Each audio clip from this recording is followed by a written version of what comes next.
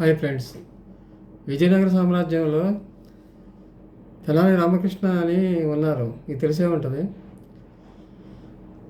ఆయన మామూలుగా యాక్చువల్గా తెనాలి నుంచి వచ్చారు, అందుకనే తెనాలి రామకృష్ణ అంటారు. ఆయన పేరు రామకృష్ణ. అయితే యాక్చువల్గా ఆయనకి సరస్వతీదేవి వరం ఉందంటారు.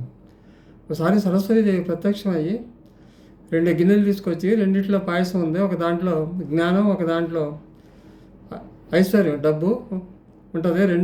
రెండిట్లో ఒకటి తీసుకో. డబ్బు తీసుకుంటే నీకు జ్ఞానం రాదు, జ్ఞానం తీసుకుంటే డబ్బు రాదు అని చెప్తుంది. ఈయన ఏం చేస్తాడంటే రెండిట్లో తీసేసుకుని తాగేస్తాడు. దానివల్ల ఆయనకి అంత జ్ఞానం వచ్చింది అని అంటారు. ఇప్పుడు ఈ విజయనగర సామ్రాజ్యంలో ఉన్న మిగతా వాళ్ళు అల్లసాని పెద్దన్న వీళ్ళందరూ మహామాలు, వీళ్ళు కూడా తెనాలి రామకృష్ణ కంటే ముందు వచ్చారు. చాలా మంచి పండితులే.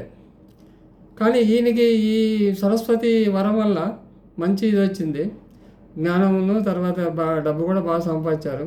ఒకసారి శ్రీకృష్ణదేవరాయల దగ్గరికి ముగ్గురు వచ్చారు. వచ్చి మా నాన్నగారు మాకు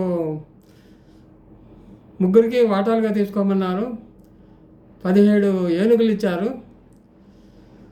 17 ఏనుగులు ఏదో ఇచ్చారు, ముగ్గురిని తీసుకోమన్నారు అంటారు. ఒకళ్ళకేమో హాఫ్, ఒకళ్ళకేమో 3వ వంతు, ఒకళ్ళకేమో 9వ వంతు అట్లా తీసుకోమన్నారు అంటారు. మిగతా వాళ్ళు ఎవరో ఈ సమస్యను పరిష్కరించలేకపోతారు. అప్పుడు తెనాలి రామకృష్ణులు 18 ఏనుగు బొమ్మలను తీసుకురామంటారు. 18 ఏనుగు బొమ్మలు తీసుకొచ్చి అక్కడ పెడతారు. అప్పుడు తెనాలి రామకృష్ణ ఇప్పుడు పెద్ద అతనికి ఎంత, హాఫ్ అంటే 18లో హాఫ్ అంటే 9.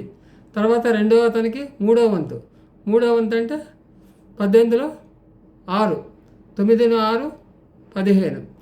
తర్వాత ఇతనికి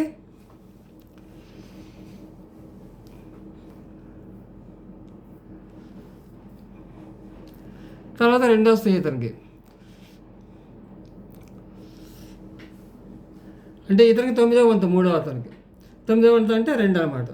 అట్లా 17, 9 6 15, 2 17, ఒకటి మిగులుతుంది, ఇంకా ఒకటి తీసేస్తారు అన్నమాట. అట్లా సాల్వ్ చేస్తారు. ఇట్లాంటివే కాదు, తెనాలి రామకృష్ణ మంచి చాలా క్రిటికల్ కూడా. ఇప్పుడు వేరే రాజులు దండయాత్రకు వచ్చినప్పుడు కానీ అట్లాంటప్పుడు కూడా మంచి సలహాలు ఇచ్చి, సరస్వతి వరం వల్ల, సరస్వతి కటాక్షం ఉండడం వల్ల శ్రీకృష్ణదేవరాయలకి చాలా ఇదిగా మంచి అన్నీ చేశారు. ఓకే ఫ్రెండ్స్, నచ్చితే సబ్స్క్రైబ్ చేయండి, షేర్ చేయండి, లైక్ చేయండి. Okay, thank you.